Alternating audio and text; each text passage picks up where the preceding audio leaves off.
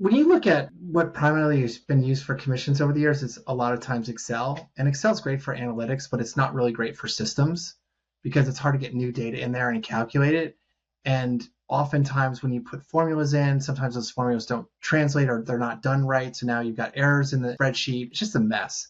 And so if you can have a system like we have with the Microsoft platforms where you have places to put the commissions in up front and monitor those, and then get reporting that's clear and shows both the sales reps and the management where these commission dollars are going and who's getting them and why, it's easier not only to motivate the salespeople, but also adjust your commissions. If you're a manager, you can adjust to make sure you're getting the behavior you want from the sales team by making adjustment, maybe putting more emphasis on one part of the commission plan, or maybe offering like a short-term incentive. Those kind of things can really get sales reps' attention, and I know that works for me.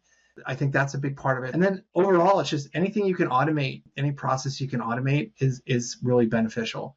One of the things I like to say about the sales team is you're doing it really well, especially if you have a remote sales team, if they don't have to call or email the office very often, because they get everything delivered to them that they need to do their job. They're out working with customers. They know exactly how to process orders, how to get information back to their customers about the status of their orders and the details about anything that they owe money on. If they have all that information, and then on top of that have good commission reporting, you're going to have some really happy reps that will stay with you a long time.